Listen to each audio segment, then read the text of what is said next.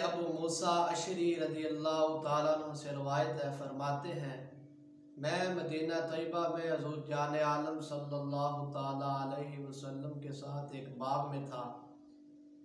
एक साहिब आए और बाग का दरवाज़ा खोलने के लिए कहा तो हज़ूर अलैहिस्सलाम ने इरशाद फरमाया इफ्ताह लहू वबश्शिरहु फिल जन्ना, यानी बाग का दरवाज़ा खोलो और आने वाले को जन्नत की बिशारत दो। अबू मूसा अशरी रज़ी अल्लाह ताला अन्हु फरमाते मैंने दरवाज़ा खोला तो आने वाले शख्स हज़रत अबू बकर सिद्दीक़ रज़ी अल्लाह ताला अन्हु हैं। मैंने उनको जन्नत की खुशखबरी सुनाई तो उस पर हज़रत अबू बकर सिद्दीक़ रज़ी अल्लाह ताला अन्हु ने अल्लाह का शुक्र अदा किया और उसकी हम्द व सना की।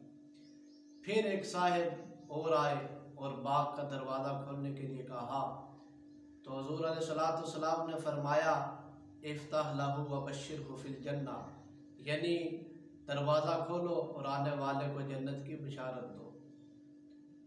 फरमाते जब मैंने दरवाज़ा खोला तो आने वाले शख्स हज़रत उमर फ़ारूक रज़ी अल्लाह ताला अन्हु हैं।